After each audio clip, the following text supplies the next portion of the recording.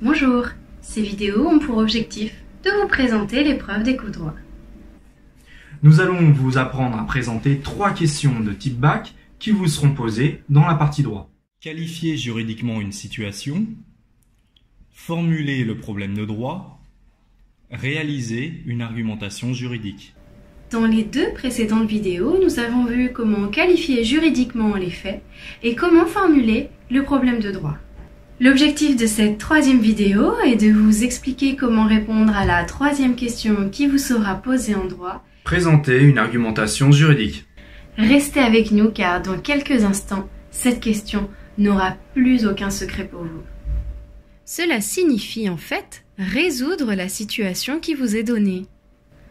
Lorsque 2 personnes sont en litige dans une situation, c'est au juge d'apporter une solution. Pour déterminer cette solution, le juge va devoir réaliser une argumentation juridique. Cette argumentation se compose de 3 parties. Premièrement, la règle. On rappelle la règle de droit applicable. Ensuite, les faits. On doit ici rappeler la situation, qualifier, et on doit l'adapter aux faits.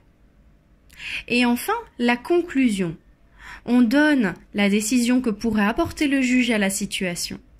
La décision doit découler logiquement de la règle de droit applicable et des faits.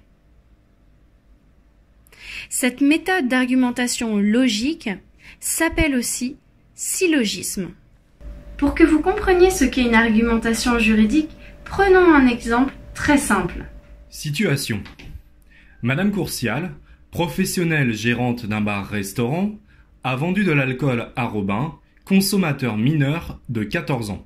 Pour résoudre ce litige, vous devrez vous appuyer sur les règles de droit applicables présentes en annexe. Pour le cas suivant, nous pourrions trouver les règles de droit suivantes. Règle. Extrait de l'article L. 3353-3 du Code de la santé publique. La vente, dans les débits de boissons et tout commerce ou lieu public, ou l'offre à titre gratuit à des mineurs de moins de 16 ans de boissons alcooliques à consommer sur place ou à emporter, est punie de 7 500 € d'amende. C'est là que vous intervenez. Vous allez devoir résoudre la situation à la manière d'un juge en utilisant la méthode d'argumentation juridique. Règle, fait, conclusion.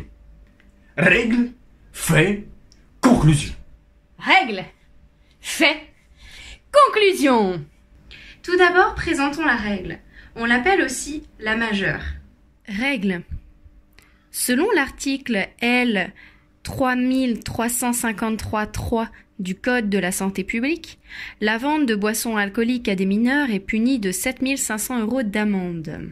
Puis, rappelons les faits, aussi appelés mineurs, et mettons-les en lien avec la règle. Or, Madame Courcial, professionnelle, n'a pas respecté cette règle en vendant de l'alcool à Robin, un consommateur mineur. Enfin, nous pouvons conclure en prononçant la décision que pourrait prendre le juge en appliquant la règle de droit aux faits. Donc, Madame Courcial, professionnelle, pourrait être sanctionnée d'une amende de 7 500 €. Sur votre copie, faites bien apparaître ces 3 étapes. Règle, fait, conclusion. Pour faire apparaître distinctement les 3 parties de votre argumentation juridique dans votre copie, vous devez obligatoirement utiliser les 3 mots suivants. Selon pour la règle, or pour les faits et donc pour la conclusion. Ces 3 mots sont obligatoires. Selon, or et donc. Cela rendra votre réponse plus claire et permettra au correcteur de vérifier que vous ayez bien assimilé la méthode. Répondre à une argumentation juridique, c'est donc résoudre le litige en respectant 3 étapes. Règle, fait, conclusion. Nous espérons que cette vidéo vous aura permis de mieux comprendre comment présenter une argumentation juridique. Pour maîtriser cette question, il est indispensable de continuer à s'entraîner. Bonne préparation à l'examen et surtout, restez confinés.